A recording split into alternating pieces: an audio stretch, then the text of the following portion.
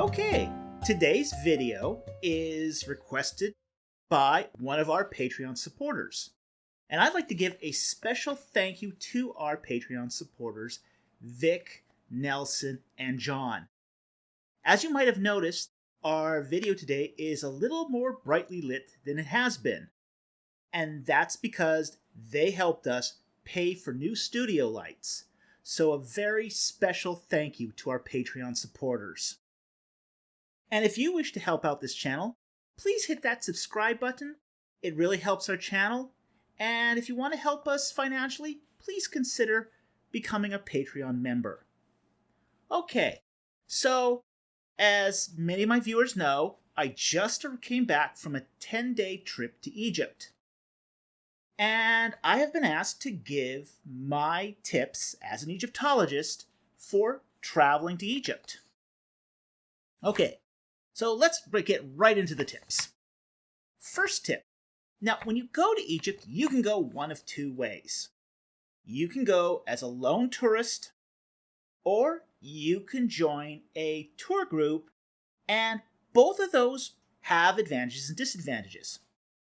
Now, if you're a lone tourist, Egypt can be overwhelming. There's dozens of places you can see. There's a lot of details involved. You can be just swamped by all the details. But it does give you a certain amount of freedom to travel where you want, when you want, pace yourself accordingly. Likewise, going in a tour group also has a huge number of advantages and disadvantages. Tour groups get to see some sites that you as a lone tourist might not have access to. However, your schedule is going to be highly regimented. They're going to pick where you go, when you go, where you eat, what you eat, and you're not going to have a lot of choice in a tour group. But you are going to see some amazing things, and it is a safer approach to touring Egypt.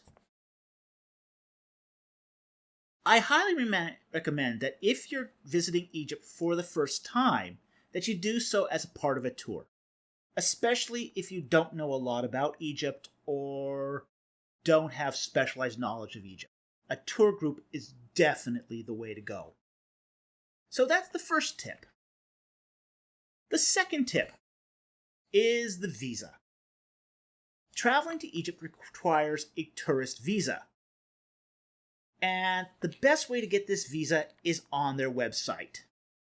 Now, here's the tip. You have to be careful to use the official website of the Egyptian government, which doesn't look all that official. But it is the official website. So, a lot of scammers have put up fake websites to try to part you from your money. So just be aware of those websites and make sure you're using the official website of the Egyptian government when you get your tourist visa. And you can get that tourist visa a month in advance. So make sure you get it early before going on your trip. They do require 7 days to process your application. So be mindful that it can take that long. So don't leave this to the last minute. Now, the tourist season happens to be between October and May, and I highly recommend that you visit Egypt during those months and not during the summer. Because, wow, it's brutally hot in the summer. My last trip to Egypt was during the months of July and August, when there are no tourists around. And there's a reason no tourists are around that time of year, because temperatures can reach over 110 degrees Fahrenheit. It's brutally hot. And heat stroke can be a real problem because of the heat. So keep that in mind. Now, language. Let's talk a little bit about language. The official language of Egypt is Arabic. However, you don't need to learn Arabic to go visit Egypt. Lots of people in Egypt speak English. It is probably the second most common language spoken in Egypt. And in most of the major tourist places and places that deal with tourists, they speak English. They may not speak English well, but they speak English. So that brings up the matter of the language barrier. Now, sometimes tourists will come to, say, a fast food place, and they'll order a triple Big Mac, no mustard, mayo, extra onions, and relish, and give them this really, really complicated fast food order. Now, if you gave that order to a fast food worker in America, what are their chances of getting it right? Now, throw in a language barrier, and the chances of them getting it wrong are really, really high. They're not going to be able to cope with all that information. So, try to stick to the menu when going to a fast food place.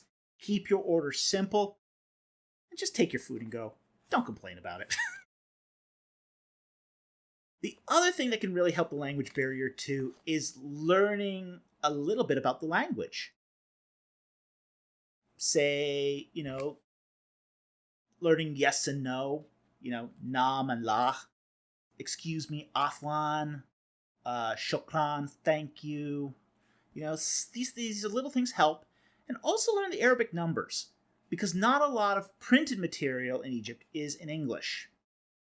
So, if you learn the Arabic numbers, you can actually read what some of, say, the prices are, the amounts are, and this can be really, really helpful. And Arabic numbers are actually surprisingly easy to learn, because our numbers are actually based upon Arabic numbers. Our alphabet is based upon Latin, but our numbers are Arabic. So they're very, very similar to what they use in Egypt.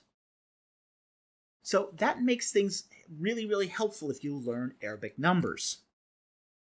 Okay. Egypt is not a violent country. It's actually a very, very peaceful country.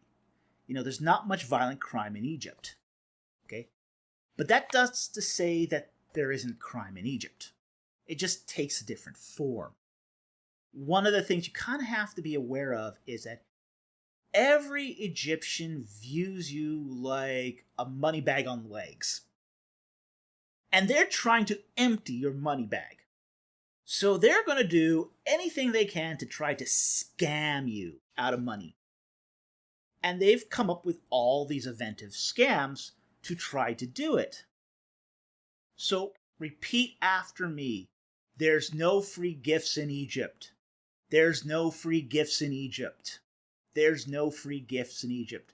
Because every time I go to Egypt, I see somebody who falls for the free gift scam in Egypt. They'll come up and say, "Hey, I've got this free gift for you."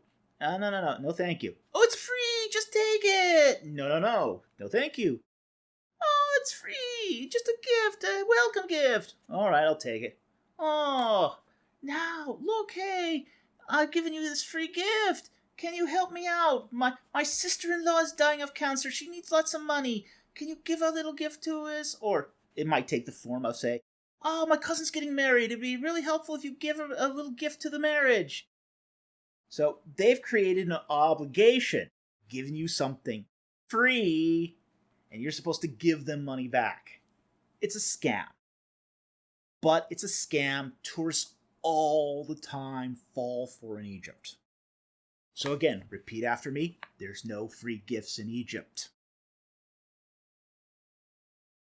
Other than that, most places in Egypt are safe to travel to. But do be aware of the travel advisories that are posted by your governments at home. Those can be very helpful. Some places in Egypt are dangerous and have been dangerous for some time, like Sinai or the Western Desert. These are no-go areas. Don't go to the Sinai. It's just not safe. Okay, next, the tap water. Speaking of things that aren't safe, the tap water can leave you very, very sick for your entire trip to Egypt. Don't drink the tap water. Don't rinse your toothbrush in the tap water. Use boiled or filtered water to clean your toothbrush and to rinse your mouth. Okay? This is really, really important because otherwise you will get something that is called mummy tummy. Essentially the Egyptian equivalent of Montezuma's revenge. Mummy tummy will give you dysentery-like diarrhea for weeks. Now, if you do get that in Egypt, the Egyptian sells in their pharmacy a product called Antimel. And that can knock out mummy tummy in a couple days, but you'll still feel the effects of it for a few weeks after. So keep in mind that not just don't drink the water, but don't drink anything washed with the water. So unless you're just eating at, say, 5-star hotels in Cairo or Luxor, avoid fresh fruits or vegetables without a peel. The old adage applies. Boil it, bake it, peel it, leave it. If it isn't boiled, if it isn't baked, if it can't be peeled, then don't eat it. So stuff like tomatoes, you might want to leave. Cucumbers, unless they're peeled, you might want to leave. Lettuce, you'll want to leave. Oranges are okay. You can peel those. Them. Anything that can be peeled can be eaten. Melons can be eaten because they can be peeled. So these are things you just have to be aware of if you are wanting to eat fresh food in Egypt. And I admit, it's very, very tempting after eating a bunch of rice, because the Egyptian diet's very carbohydrate rich. You might want to indulge in a salad. Think twice about that salad. The other thing is when you come to a hotel or conduct a business transaction, you will often be given a welcome drink. Now, if it's hot tea, it's safe. Tea's boiled in Egypt. That water is safe to drink. No problem drinking hot tea. The other drinks, you have to be exercise a little more caution. And there are typically 2 drinks that are often also served, which is a red drink called hibiscus tea, and that's been boiled, that's safe. The red drink's safe. But if you're given an orange drink, think twice about that. If it's fresh squeezed orange juice, no problem, it's safe. If it is Tang, it's probably going to be made by with a local tap water and will make you very sick for a very long time. Okay, the topic everyone wants to know about. Toilets in Egypt. Toilets in Egypt can be an adventure. Not always the good kind of adventure, but they will be an adventure. Many toilets in Egypt don't have plumbing that can accommodate toilet paper. The septic systems can be easily clogged by toilet paper. So, unless it's a toilet in a 5-star hotel, you might have to dispose of toilet paper the Egyptian way, which is to simply wrap it up and throw it in the waste paper basket beside the toilet. The other thing is, not all toilets in Egypt are Western toilets. There's still some squat toilets in Egypt, and all the fun that comes with that. So be prepared for that. The other thing is, always carry with you a roll of toilet paper. Toilets in Egypt do not supply toilet paper, except a few squares that an attendant might give you. This will probably not be enough. So carry with you extra. And finally is the matter of bathroom attendants. In Egypt, janitorial services are not provided for toilets. Instead, each toilet comes with a bathroom attendant, a person whose responsibility it is to take care of the toilets. They also will give you the toilet paper. Now, it is customary to give a bathroom attendant a tip, usually 5 to 10 pounds. This is their primary means of living. They're not paid anything else other than those tips. So do keep lots of 5 and 10 pound notes, roughly 70 cents, on you to give out when you use a toilet. Okay, the next tip is on tipping, also known as bakshish. Now, bakshish in Egypt serves a legitimate cultural purpose. It is meant to be a small gift in exchange for a small service. And the Egyptian culture runs on bakshish. However, it can also be abused at times. Sometimes they will use it as a form of begging or cheating, and sometimes, rarely, even as a form of extortion. Now, if you go to an airport and some poor porter is lugging around your little piano and 100 kilos of your luggage, yeah, give the guy the tip. He earned it. Give him 100 pounds Egyptian. That's a good tip. That's $6.50 US. That's a reasonable tip. But as you go to the sites, you will find some people who will just come up to you, point up in the air, and expect you to give them a tip. You don't have to give them bakshish. Bakshish is voluntary. But they might get upset when you don't. And that's because they've become accustomed to just being given handouts. Again, bakshish is a gratuity given in exchange for a legitimate service.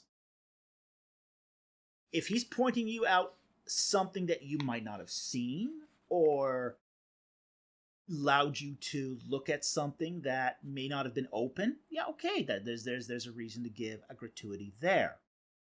But if he's just trying to scam you, then you're under no obligation to give either a tip or a large tip.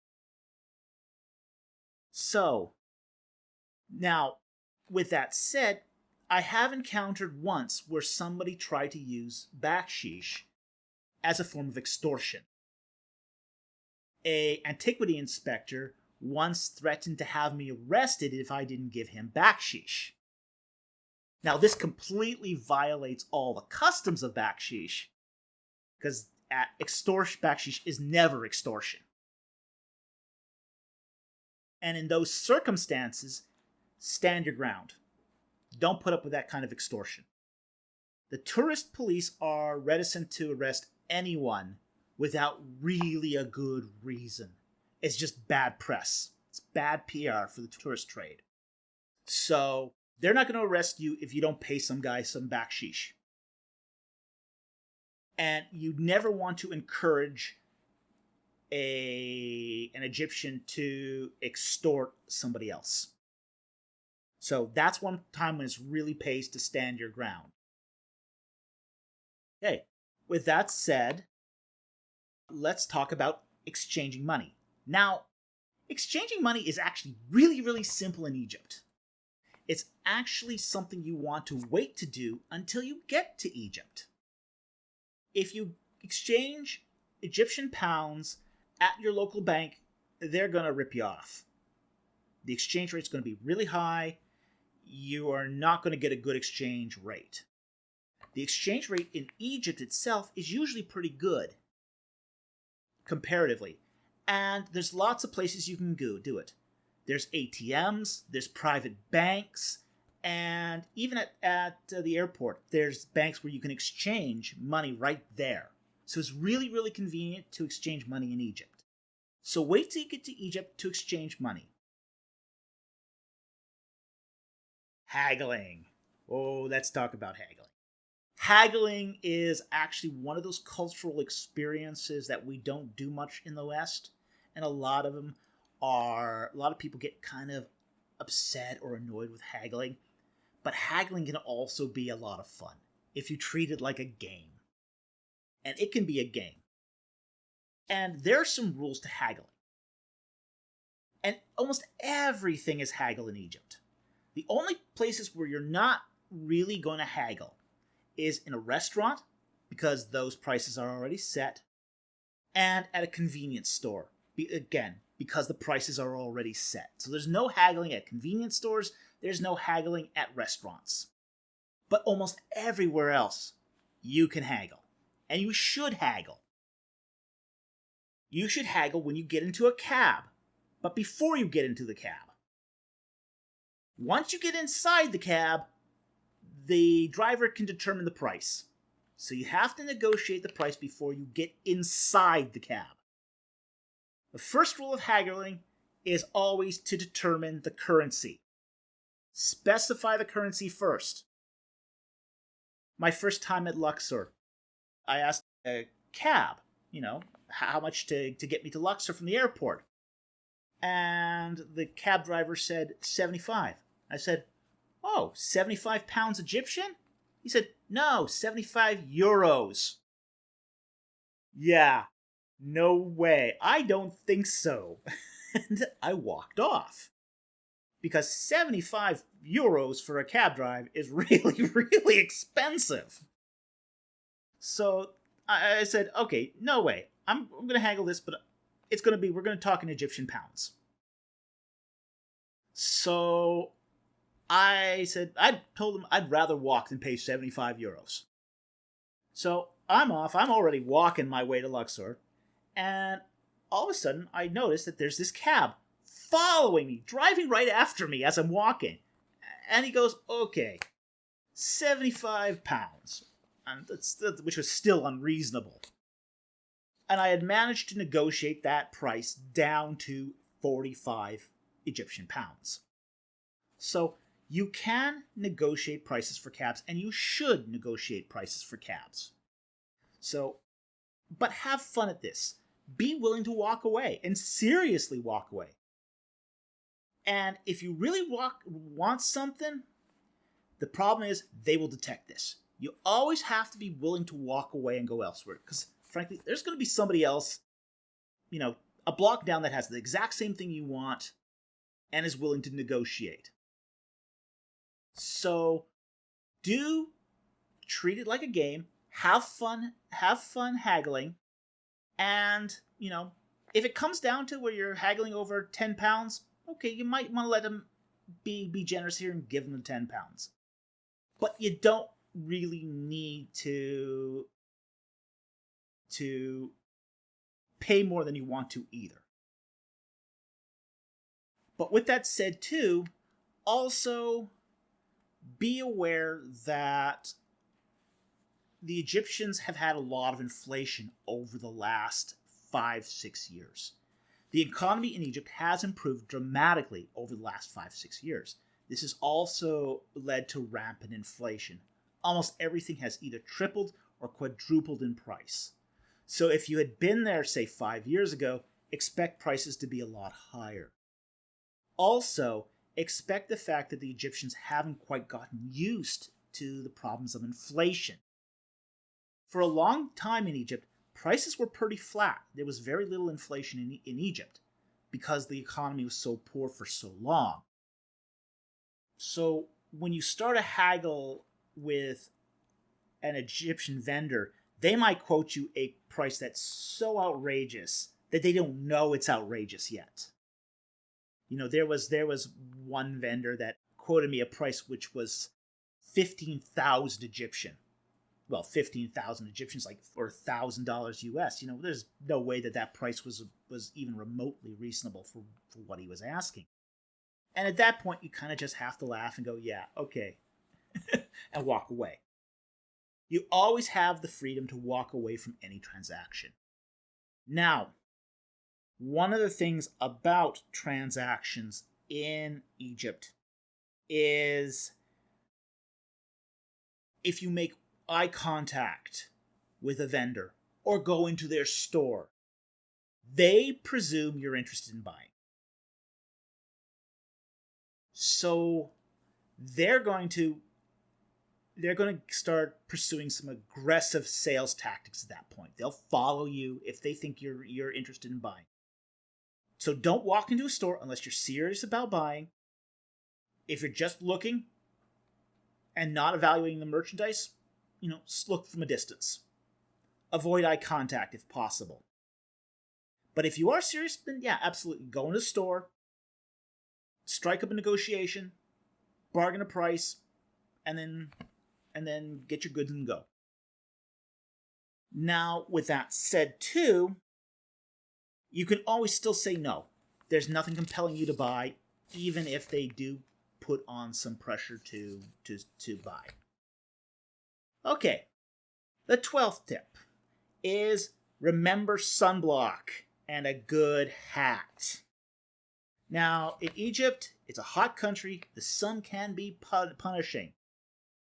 And your chance of getting a sunburn or sunstroke is really, really high without protection. So you can use a baseball hat or a silly floppy hat like the one I use. It's not a most attractive hat, but it has a wide brim and it works and it does protect you against the sun. Avoid the Indiana Jones fedora. Those things are made out of wool. Wool and heat don't mix. So try not to boil your head. Okay? It's hot enough as it is.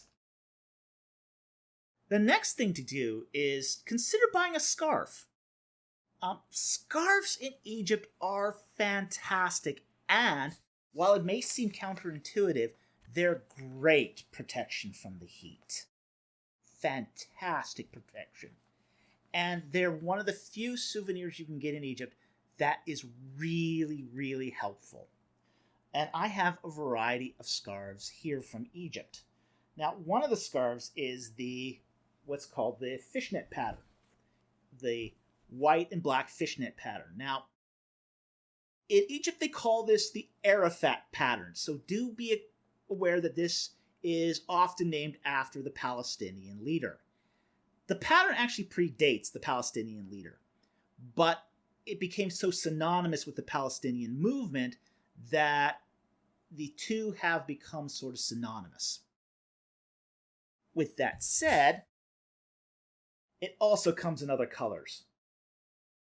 And in Egypt, scarves come in both men's and women's patterns. And women's scarves tend to be brightly colored. They tend to be very, very ornate and beautiful. You can see we got a teal one here, a bright blue one, sort of a tan orange color, and purple. Okay, and these scarves are beautiful, they're gorgeous, and they make great gifts. Men's scarves tend to be more muted colors. Navy, blue, olive green or brown, or just plain white. Now, if you're trying to beat the typical way to wear a scarf in Egypt is just more or less to drape it over your shoulders and to tie a simple knot in it. Okay? And that's the normal way to wear a scarf. But there's no one way to wear a scarf in Egypt. You can wear it multiple ways. You can twist it around like this and throw it back. Or you can even wear it under a hat. And this provides great protection to the back of your neck. Okay? So, that's one way you can do it. Now, there is one piece of cultural etiquette that comes with wearing a scarf, which is in some places in Egypt, when scarves are sold, they're sold with a headband, a woven headband that the Bedouin wear. Now, the typical Egyptian is not going to wear that headband. And if you buy that headband and wear it with a scarf and try to wear your scarf like a Bedouin, that's going to look kind of odd. And it will single you out as being an easy mark for salesmen and scammers, because you'll have shown that you're a naive tourist. So feel free to buy any scarf in Egypt, because scarves are wonderful, and you find them all over the place in Egypt. But don't wear it like a Bedouin. You'll thank me for that. Finally, the last tip about Egypt is have fun. Egypt is a marvelous, marvelous place. Egypt is full of culture, both past and present. It's got temples, tombs, pyramids, bazaars, just amazing restaurants. Explore, experiment, talk to the people, get to know them. It's a wonderful cultural experience. It can be the trip of a lifetime. And I would also encourage you, if you are interested in taking a tour of Egypt, please consider taking one with Tutku Tours. They are an excellent tour provider, and they can give you a once-in-a-lifetime experience of Egypt that you will never forget. Anyway, I want to thank you for watching, and I will see you next time on Ancient Egypt and the Bible.